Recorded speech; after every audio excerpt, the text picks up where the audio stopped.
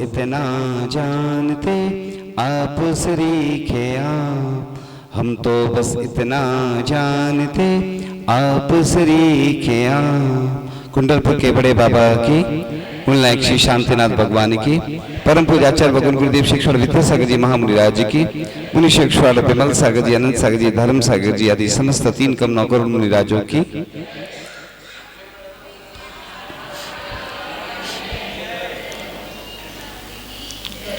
जब भी कोई आयोजन होता है, जब भी जिस नगर में जाना होता है, एक ही बात देखने में आती है कि महिलाओं में तो बड़ा उत्साह होता है, कक्षाओं में रहती हैं, और हमारे युवा वर्ग के जो युवा लोग हैं, पुरुष वर्ग हैं, अभिषेक किया चले जाते हैं। ये समस्या दिन पे दिन ऐसी घटित हो रही है कि पिछले दिनों हमने चर्चा की भी थी, लेकिन वो प्रसंग दूसरा था।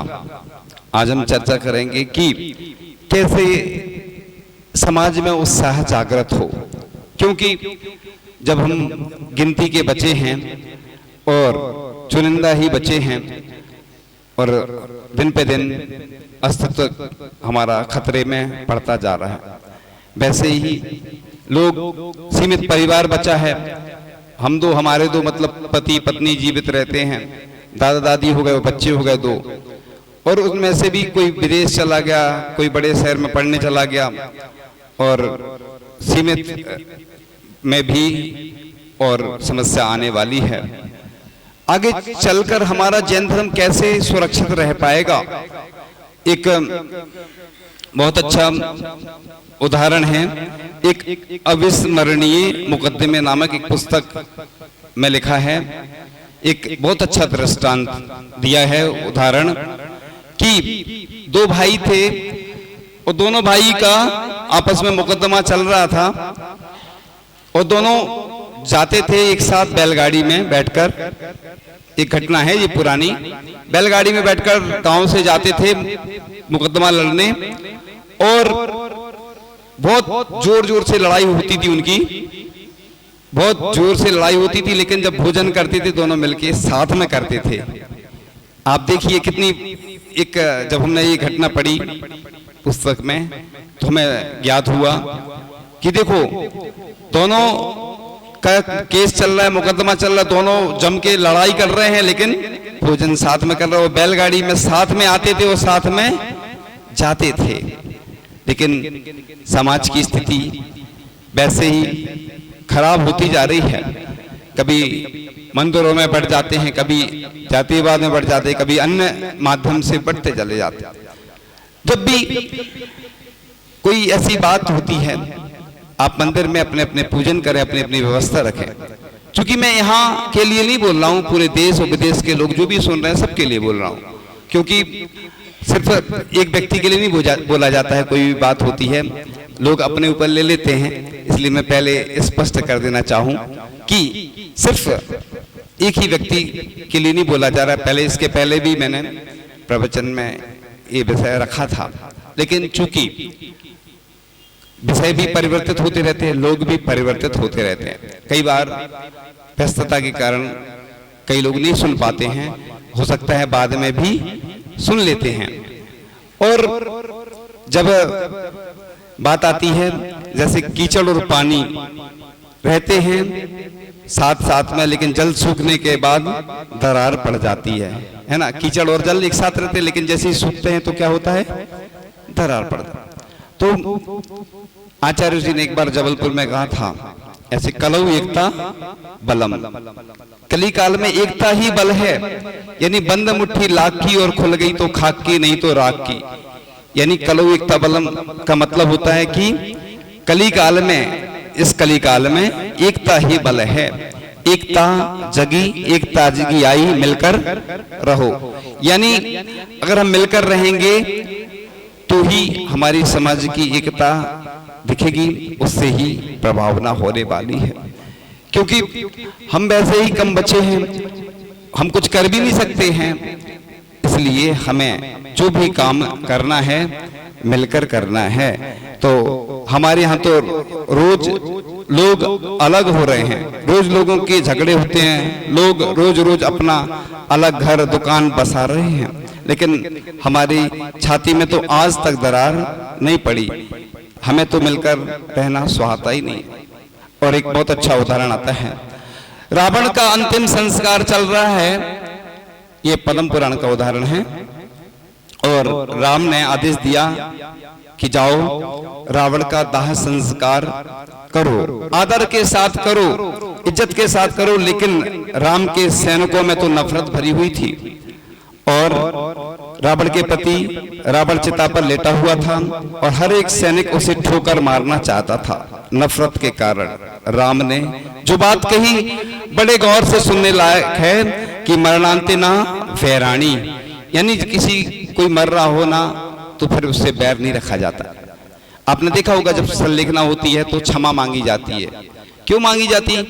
क्योंकि दो तरह की संलेखना होती है, एक कसाय संलेखना और एक शरीर की जो होती है ना, शरीर को क्रश किया जाता है, वो भी संलेखना है, और दूसरी कसायों को क्रश करना, इसलिए क्षमा मांगी जाती है। एक दीक्षा के पहले क्षमा मांगी जाती है, क्योंकि दीक्षा लेते समय जिस प्रकार से श्यालिनी आदि ने उपसर्ग किया उस प्रकार से उपसर्ग ना हो।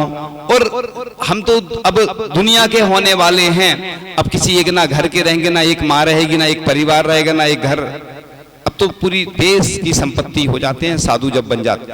और किसी को कोई विकल्प तो रहता ही है जब गृहस्थ जीवन में रहते, इसलिए क्षमा मांगी जाती। इसी प्रकार से अब हमारा शरीर छूटने वाला है, इसलिए तो मुनिराज भी 3 बार प्रातः काल जब उठते हैं सबसे पहले प्रतिकरण करते हैं, दोपहर में इरियापद भक्ति करते हैं कि जो आने जाने में जो भी हमें दोष लगे वो सब मिथ्या हो। फिर शाम को करते हैं, उसके बाद चतुर्दशी को करते हैं पाक्षिक प्रतिक्रमण, उसके बाद अष्टांगिका के बाद चातुर्मासिक प्रतिक्रमण होता है, अष्टांगिका के बाद जो चतुर्दशी आती है, उसके बाद वर्ष में एक बार वार्षिक प्रतिक्रमण होता है, यानी लेखा जोखा होता है, हिसाब किताब होता है वर्ष भर का, दीपावली के दीपावली जैसे एक व्यापारी हिसाब किताब करता है, इसी प्रकार से एक मुनिराज भी या जो साधु हैं सब हिसाब किताब करते हैं चुकता। कई लोग बोलते हैं कि अरे आप लोग से थोड़ी कोई गलती होती है, भैया गलती तो इतनी होती है कि दोषों के कोष हैं, गलतियां तो पल पल होती, क्षण क्षण होती, किसी मन के द्वारा हो जाती, कभी वचन के द्वारा, तो इसलिए क्षमा मांग लेते हैं। इसी प्रकार से समाज में एक प्रचलन है कि वर्ष में एक बार क्षमावाणी मनाई जाती है, और पहले लोग क्षमा मांग के फिर गलतियां करते रहते साल भर। वैसे तो परिभ्रमण कितने बार आते हैं? 3 बार, तो 3 बार क्षमा मांगना चाहिए, लेकिन अब पुराना ढर्रा जो चल रहा है ना कि साल में एक बार ही क्षमावाणी और इंग्लिश में तो बहुत अच्छी क्षमावाणी मनाई जाती है। आई एम सॉरी बोल दो, चाहे किसी को चांटा मार दो कोई भी कुछ कर दो, बस आई एम सॉरी, बस कितनी, बस क्या विदेश में जो रहते बस वो उधर एक ही शब्द चलता है आई एम सॉरी। तो अपने यहाँ ऐसा नहीं चलता है, अपने यहाँ तो अपन चाहे घर में रहो, चाहे परिवार में, चाहे समाज में, पल पल क्षण क्षण में गलतियां होती रहती हैं, और अपन कई बार अनदेखी भी कर देते हैं, कब किसको किससे विकल्प हो जाए। और मंदिरों में तो अक्सर होती है ये, मंदिर में किसी ने किसको कुछ कह दिया तो पूजन करना छोड़ देता है। कई स्थान ऐसे कि लोगों ने पूजन करना छोड़ दिया, तो इसलिए हम तो ये बोलते हैं कि मंदिर में एक वर्कशॉप होना चाहिए, लोगों को पूजन करना सिखाना चाहिए। जिस प्रकार से पाठशाला के बच्चों को पूजन करना सिखाया जाता है और भी शिक्षा के संस्कार दिए जाते हैं, इसी प्रकार से ऐसे कम लोग मिलते हैं। इसी प्रकार से महिलाओं को भी अपने बच्चों को आहार देना सिखाना चाहिए, डांटना नहीं चाहिए। क्या अपन क्या करते, एक बहुत बड़ी गलती करते, कई बार डांट देते तो आदमी टूट जाता, फिर मंदिर नहीं आएगा कभी, ना वो पाठशाला आएगा। डांटना भी जरूरी है, लेकिन डांटने के बाद उनको पुरस्कार भी देना चाहिए, पुचकार के और अच्छे से। जैसे हमने उदाहरण दिया था एक बार कि बहू नई नई आती है, दूसरे घर से आती है, अब मान लो वो सर्विस भी करती थी, पढ़ाई करती थी, अब वो अरमान लेके आती है कि हम आ रहे हैं तो इस घर में हमारा अच्छा सम्मान होगा, सत्कार होगा। लेकिन शुरू से पहले दिन से first impression is the last impression, अब वो समझ जाती कि इधर तो डांट ही डांट पड़ना है, उसकी मेंटलिटी वैसी बन जाती है। और आजकल तो मोबाइल का जमाना है, बहू तो बहुत एडवांस टेक्नोलॉजी वाली है और सास तो कोई पुराने हिसाब किताब वाली है। वो उसने कुछ बोला, उसने रिकॉर्ड कर लिया मोबाइल में, और अब रिकॉर्ड हो गई, उसने ससुराल भेज दी रिकॉर्ड। अब वो मोबाइल में रिकॉर्डिंग जो हो गई, वो रिकॉर्डिंग सब जगह वायरल हो गई, तो बदनाम कौन हो गई? सास हो गई। और बहू सुरक्षित बनी रही, इसलिए बच के रहना हमने इसलिए सावधान कर दिया कि ऐसी घटनाएं बहुत घटती हैं। क्योंकि टेक्नोलॉजी बहुत ऐसी आ गई कि घर में भी कैमरे लगे हैं, मंदिर में भी लगे हैं, बाहर भी लगे हैं, और पल पल में हर चीज रिकॉर्ड हो रही है। तो इसलिए बहुत अब स्थितियां बहुत खराब। जब मोबाइल नहीं था, क्योंकि पत्र लिखते थे, बड़े अच्छे से लिखते थे और बहुत आत्मीयता बढ़ती थी लोगों में। किसी का पत्र आता था तो बड़े इंतजार करते थे और बड़े अच्छे से खुशी होती थी। और अब किसी का फोन आता तो टेंशन होने लगती कि अरे वो आ रहे हैं, अब तो हमें उनको ये सब करना पड़ेगा, भोजन। और अब तो कोई लेने भी नहीं जाता। अब तो ये सिस्टम बन गया है कि महिलाएं जो है ना, बस में या ट्रेन में इधर से बैठा देते, उधर वो रिसीव कर लेते हैं बस। कुछ दिन बाद तो एक कुरियर कंपनी खुल जाएंगी कि मतलब इधर से एडवांस बुकिंग करो, जैसे रिजर्वेशन करवाते हैं ना, वैसी बुकिंग कर दो कुरियर में, तो उधर रिसीव कर लेंगे वो लोग। मतलब टेक्नोलॉजी कितनी बढ़ती, पहले किसी को लेने जाते थे, भेजने जाते थे, सब खत्म होता जा रहा। क्योंकि मोबाइल ने जो दूरियां हैं पहले कम थी, मतलब पहले आत्मीयता रहती है, बढ़ा दी हैं। क्योंकि पल पल क्षण क्षण बात हो रही है, कोई आ भी जाता तो खुशी नहीं होती। पहले कभी कोई मित्र मिलता था या कोई परिचित मिल जाता था, कोई रिश्तेदार आता था तो बिना बताए आ जाता था अचानक, तो अलग ही खुशी रहती थी। तो ये दिन पे दिन ऐसे ही समाज में होता जा रहा है कि समाज में लोग जाने क्यों एक दूसरे से कसाया रखते हैं। हमारे बीतरागी भगवान हैं, वह यही संदेश देते हैं कि हम सब मिलकर रहें। कम से कम मंदिर में तो, इसलिए मंदिर सबको पंचायती मंदिर क्यों बनाए जाते हैं, या मंदिर ऐसे स्थान बनाए जाते हैं कि सब लोग मिलकर पूजन करें, सब मिलकर प्रवचन सुने, सब अच्छे कार्य करें। आपसे अच्छे तो यहाँ से, भारत से अच्छे तो विदेश में लोग रहते हैं, बेंगलोर में रहते, पुणे में रहते, हमने देखा है। देखा तो नहीं, सुना है, मतलब देखा तो हम गए नहीं, लेकिन सुना है उनके मुख से। उधर इतनी अच्छी अच्छी कॉलोनी बन गई हैं, युवा लोग जो सर्विस कर रहे हैं वहाँ पर बड़े अच्छे से पूजन करते हैं और स्वाध्याय करते हैं, बड़े अच्छे से। विदेश में लोग जब पर्यूषण चल रहा था तो अभिषेक शांति धारा करते थे, लोग हमें दिखाते थे। आप समझते कैसे दिखाते, वो तो आप सब जानते हैं ना, कि लोग दिखाते थे हमें। और हमने देखा कि ताज्जुब करके रह गए कि देखो कितने अच्छे यहाँ भारत से अच्छे लोग विदेशों में रह रहे हैं, कितनी आत्मीयता से रहते, कितना बात्सल रहता है युवाओं में। मतलब आज लड़कों में, अपन बोलते लड़के, लड़कों में बहुत उत्साह रहता है, युवाओं में बहुत उत्साह रहता है, जोश रहता है। इसलिए ऐसे हमें युवाओं को आगे लाना चाहिए, क्योंकि वही हमारे धर्म को आगे ले जाएंगे। हम ये नहीं कह रहे बुजुर्ग हैं, वो रिटायरमेंट हो गया, उनके अंदर उत्साह नहीं रहता है। जब भी सेवा की बात आती, चाहे आहारचर्या की, चाहे बिहार की बात आए, चाहे आए बात जो भी काम होते हैं मंदिर आदि के, गौशाला के, युवाओं को जोड़ना चाहिए जब भी हमारे काम। क्योंकि महिलाओं की एक सीमा होती है, महिलाएं सिर्फ भोजन आदि बना सकती हैं, चौके आदि में काम कर सकती है, इसके अलावा महिलाओं की एक सीमा मर्यादा होती है। लेकिन पुरुष वर्ग जाने क्यों धर्म से विमुख होता जा रहा है। लेकिन हम बार बार इसलिए बोलते हैं वही बात, क्योंकि जब तक युवा लोग आगे नहीं आएंगे। तो बहुत अच्छा एक उद्बोधन था, एक पढ़ा था कि अहिंसा के इस अनुष्ठान में सभी को मिलकर आना है। और इतिहास गवाह है कि जब भी पतन के क्षण उपस्थित हुए हैं, तब तब उत्थान की अमर गाथाएं भी लिखी गई हैं। दिन ब दिन सामाजिक एवं धार्मिक संकटों और अवशेषों को हम अपनी खुली आंखों से देख रहे हैं। सिसक रही है अहिंसा, संकट में है, खतरे में है। अहिंसा के रक्षक उठो जागो, कुछ को तुम जगाओ, कुछ को हम जगाएंगे। जिस प्रकार से जब संलेखना के ऊपर संकट आया था, सबने मिलकर, जब सभी पंथ के लोग मिले थे और शंखनाद किया था, तो बाद में कोर्ट को भी मानना पड़ा था, उस फैसला बदलना पड़ा। जब हम एकता में आ जाते हैं तो फिर वो लोग भी घबरा गए, उन्हें लगा कि नहीं, ये सब चैन एक हो गए हैं, ऐसा नहीं कि कुछ नई घटना घट जाए। तो अपन ने अहिंसा के साथ वह कार्य किया था। तो बस इसी प्रकार से हमें फिर से दुनिया में अहिंसा का शंखनाद करना है, एकजुट होना है। और युवाओं को ही नहीं, सबको मिलना है।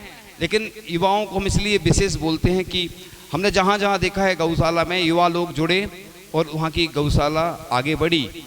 सिर्फ गौशाला नहीं, मंदिर भी इसलिए मंदिरों में यहाँ पर सामूहिक भक्तांबर आदि का पाठ शुरू हो जाए। युवा लोग आते हैं रात में, कई स्थान हैं ऐसे, कहीं पर कल्याण मंदिर का पाठ करते हैं और एक समूह बना हुआ है। और जब युवा लोग मिलते हैं और अगर जब मंदिर नहीं आएंगे वो तो इधर उधर की बातें करेंगे, और मोबाइल तो उनके हाथ में रहता ही है, तो फिर क्या करते हैं, मोबाइल का दुरुपयोग करते हैं। वो तो आप सब समझ गए होंगे, कुछ हम सब खोल के नहीं बोलना चाहते। जितने लोग बैठे हैं वो सब समझते हैं कि मोबाइल का दुरुपयोग कैसे होता है, क्योंकि मोबाइल में अच्छी चीज़ें कम देखते हैं लोग और दुरुपयोग ज़्यादा करते हैं। तो बस सब कुछ आपके हाथ में है कि हम युवाओं के हाथों में क्यों ना कलश थमाएं, जिससे वो अभिषेक करें, पूजन करें, आहार दान दें और अच्छे स्वाध्याय आदि करें, भले ही 10 मिनट करें, क्योंकि युवाओं को धीरे धीरे जोड़ा जाता है। महिलाएं तो हर जगह स्वाध्याय करती हैं, उनकी रुचि भी अच्छी रहती है, उनको याद भी होता है, और हर जगह महिलाएं तो आ जाती है, लेकिन पुरुष वर्ग स्वाध्याय और प्रवचन के नाम पे तो बिल्कुल दूर भगते हैं। उनको तो बस कोई ऐसा कार्यक्रम हो तो बस वो सजाने में या कुछ ऐसे जो काम होते हैं उनमें बस आनंद आता है। तो बात चल रही थी कि जिस प्रकार से हम अपने युवाओं को आगे लाएंगे तभी हमारी समाज की एकता जागृत हो सकती है, क्योंकि हम अपने धर्म को, हमें बुजुर्ग नहीं बनाना है, हमें अपने धर्म को युवा बनाना है। हमेशा हमारा धर्म युवाओं से ही, जैसे आचार्य श्री आए थे, 20-22 वर्ष की उम्र थी, जब वो दीक्षा ले रहे थे, लोगों ने विरोध किया कि अरे आप क्या कर रहे, इसको डायरेक्ट मुनि दीक्षा दे रहे इतनी छोटी उम्र में। तो पूज्य ज्ञान सागर जी महाराज ने जो जवाब दिया, ठीक है मैंने तो तय कर लिया है कि मैं दीक्षा दूंगा, ठीक है मैं इसको दीक्षा नहीं देता हूं, आप आ जाओ आगे। तो वो धीरे से खिसक गए। ऐसे ही एक बार हमने दीक्षा दिवस के दिन प्रवचन में बोला, आज सबकी दीक्षा हो गई, लोग पसीना पसीना हो गए, गर्मी का तो समय था ही, घबरा गया कि आज क्या हो जाए जाने। फिर हमने बोला ये हम रहस्य बाद में खोलेंगे। फिर हमने बताया कि हम दीक्षा नहीं दे रहे हैं, हम तो नियम दे रहे हैं, यही दीक्षा होती है। तो कई बार कई लोग घबरा जाते हैं। तो बात चल रही थी कि जब समाज में यदि कोई गुणों से हीन भी हो तो भी वह जब हमारे ऊपर विपत्ति आती है तब वह काम आता है।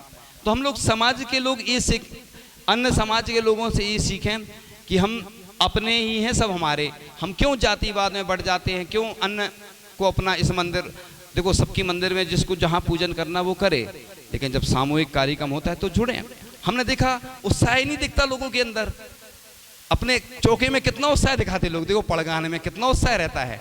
ऐसे ही उत्साह मंदिर में आना चाहिए ना, कि ये तो हमारा ही मंदिर, हमारा ही भगवान है, हमारे ही महाराज हैं। तो ऐसा उत्साह जब दिखेगा तो पुण्य की वृद्धि होगी, क्योंकि भले ही मंदिर में बटे रहें आप, जिसका जो मंदिर जो व्यवस्था चल रही है, हम किसी के मंदिर की संपत्ति नहीं लेना चाहते। पूरे देश में ऐसी व्यवस्था चलती है, मंदिर सबके अपने अपने रहते, सबकी व्यवस्थाएं अलग अलग रहती। लेकिन हम जब भी कोई महाराज जी आते हैं तो हम अपना उत्साह तो जागृत करें। हम देखते हैं कि व्यक्तिगत कार्य में कितना उत्साह रहता लोगों का, लेकिन जब भी सामूहिक कार्य होता तो बस वही ऐसा लगता, उदासीन हो जाती है। ऐसा लगता है जैसे सब दीक्षा लेने बैठे हों, बिल्कुल ऐसे लगते चेहरे बिल्कुल वैराग्यमयी। बिल्कुल महाराजों को, महाराज जी को जो बैराग हो गया, महाराज के ऊपर बैराग उतना नहीं झलकता दिखता, जैसा सामने वाले जो लोग बैठे रहते बिल्कुल ऐसे लगते जैसे बिल्कुल अभी दीक्षा ही लेना हो, बिल्कुल बिनोली निकलना हो, बिल्कुल ऐसे लगते लोग। ऐसा नहीं होना चाहिए, बड़े उत्साह के साथ प्रवचन में, कक्षाओं में, क्योंकि साधु संत का कोई भरोसा नहीं रहता है। आचार्य जी ने मूक माटी में लिखा है कि संत, मूक माटी में नहीं लिखा, अलग से लिखा है कि संतों के आगमन से सुख का रहे ना पार, संतों का जब गमन हो लगता जग असार। जहाँ से बिहार होता तो लोग दुखी होते हैं, रोते हैं। कई बार तो ऐसी घटनाएं घटी कि गिर पड़े लोग, बेहोश हो गए। कई घटनाएं घटी ऐसी, लोग इतने मतलब राग लोगों का हो जुड़ जाता है, प्रशस्त राग कहलाता है वो। लोगों को विकल्प होता है कि महाराज जी क्यों चले गए हमारे नगर, और जहाँ जाते हैं वहाँ पर लोग खुश हो जाते हैं कि अरे हमारे यहाँ महाराज आ गए, बड़े खुश। और कई जगह उदासीन जैसे रहते लोग, उदासीन तो रहना है, लेकिन जब बैराग होगा तो वह दृश्य आपको दिखेगा। तो जो समूह में रहता है वह संगठन बनाकर कार्य करता है, तो सुख दुख में शरीक होता है, एक दूसरे की सुविधा असुविधा में ख्याल रखता है। सिर्फ मैं समाज के लिए नहीं बोल रहा हूँ, ऐसे परिवार में भी करना है। किसी के यहाँ कोई त्यागी वृत्ति रहता है तो ये सोचो कि हमारे ये त्यागी वृत्ति हमसे बड़े हैं, उनका गुणस्थान बड़ा है, तो हमें उसको सम्मान देना होगा। क्योंकि कई बार अपन घर का जोगी जोगी आन गाँव का सिद्ध, यानी अगर घर का व्यक्ति त्यागी वृत्ति है, कोई महाराज अगर के कोई और भी प्रतिमाधारी है, तो हम उसकी इज्जत नहीं करते, उसकी भैया वृत्ति नहीं करते। बाहर का कोई होगा तो बड़ी आइए दीदी, आइए भैया जी, और अगर घर में है तो वो भैया जी नहीं है ना दीदी हैं, क्योंकि वो तो घर के हैं।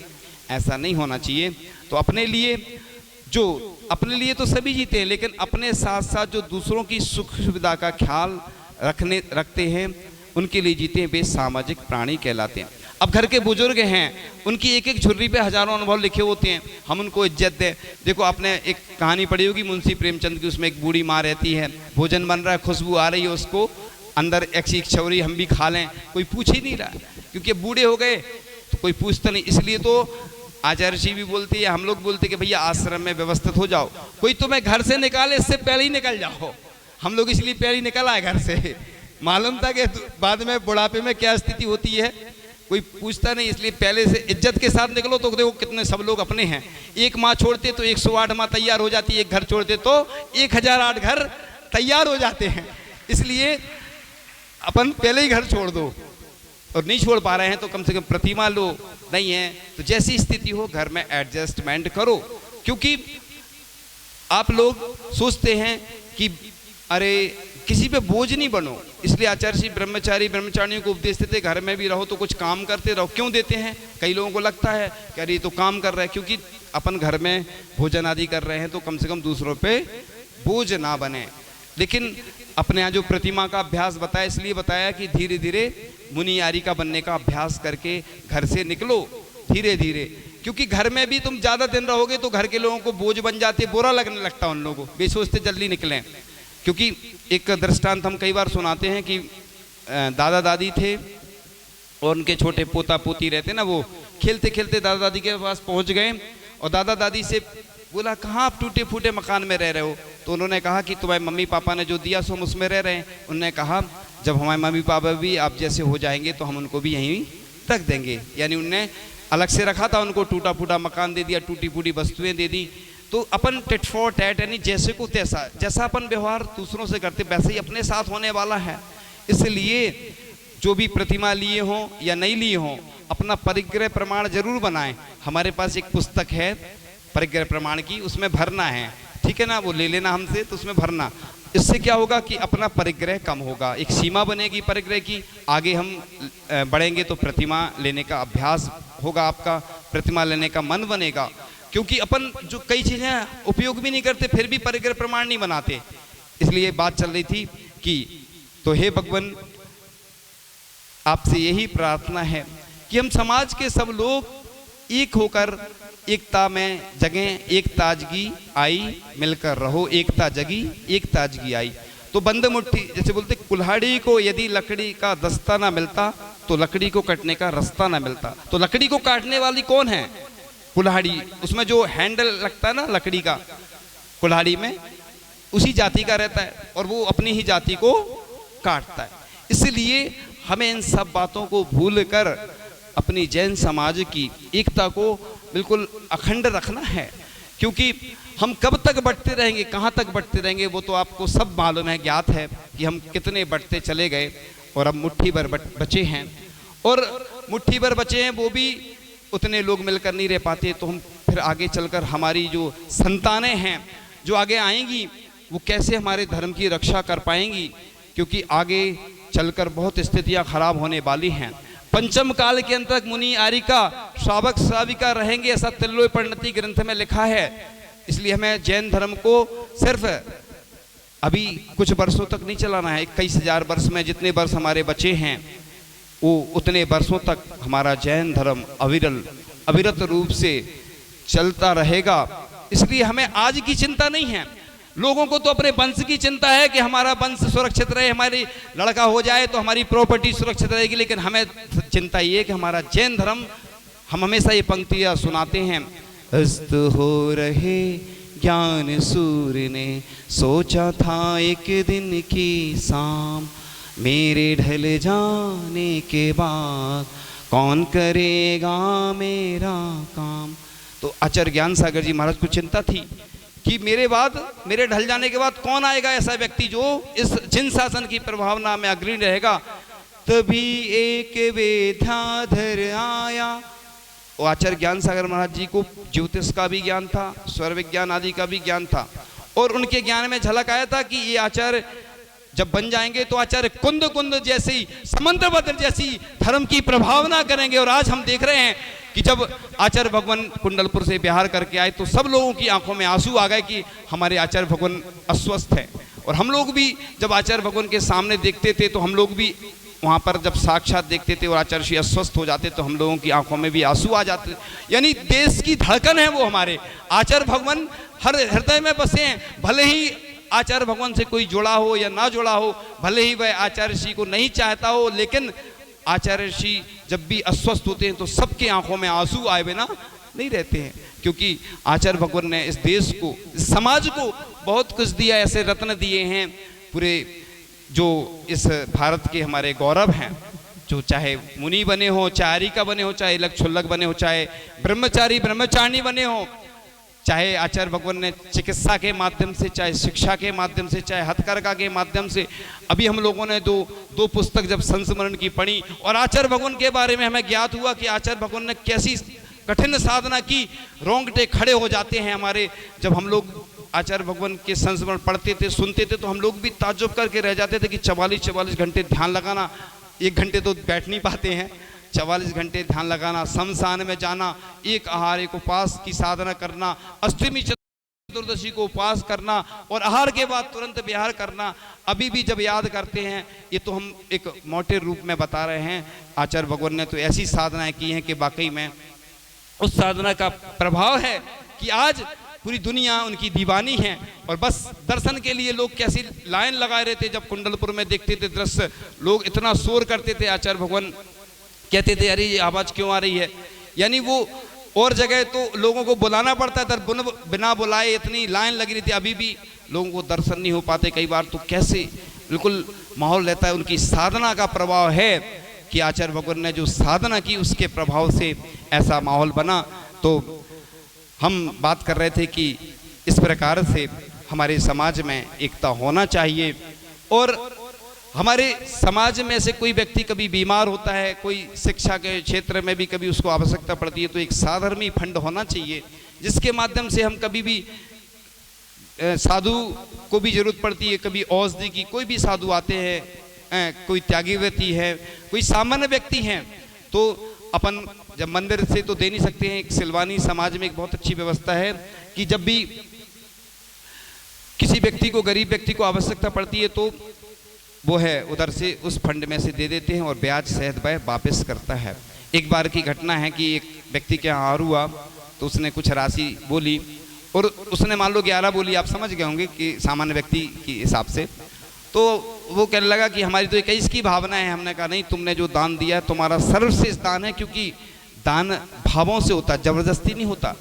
आचार्य श्री के जिसके यहाँ भी आहार होते उसकी अपने आप भावना बन जाती। आचार्य श्री ने आज तक किसी से नहीं बोला। हाँ, जो परिचित व्यक्ति होते हैं तो आचार्य श्री थोड़ा बहुत बोल देते हैं, अपनी भावना रख देते हैं, थोड़ा बहुत संशोधन हो जाता है। बाकी आचार्य श्री का प्रभाव है ये, और जबरदस्ती कोई दान नहीं दिया जाता है, भावना बनती है अपने आप। आचार्य श्री किसी दीदी, ब्रह्मचारिणी दीदी हों, भैया जी हों, किसी मुनि महाराज के गृहस्थ जीवन के परिवारजन हों, सब को ध्यान में रखते हुए आचार्य भगवान सबको पड़गान देते हैं, आरदान का सौभाग्य प्रदान करते हैं।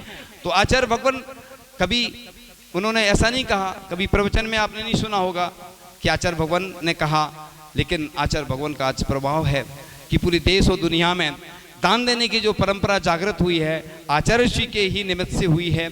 और आचार्य भगवान के आशीर्वाद से, प्रेरणा से, सानिध्य में आज चाहे वह चिकित्सा का क्षेत्र हो, आचार्य भगवान की हमेशा भावना रहती है कि जितने जीव हैं सभी को पूर्ण आयु मिले। इसलिए आचार्य भगवान ने ये सब जो उद्देश्य रखे हैं वो रखे हैं।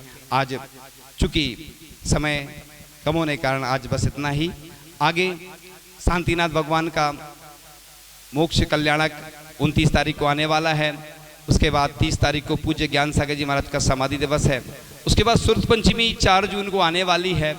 कैसी, कहाँ होगी, कब होगी, ये तो आगे जानकारी होगी। हमने तो सिर्फ जानकारी दी है कि ये है बस, कहाँ कब कैसी होगी वो आगे आपको जानकारी हो जाएगी। इन्हीं भावनाओं के साथ परम पूजा आचार्य भगवान गुरुदेव शिक्षण विद्यासागर जी महामुनि राज की बोले मुनीसी भाव सागर जी महाराज की जय। महाराज श्री ने बताया कि महिलाओं की मर्यादा हो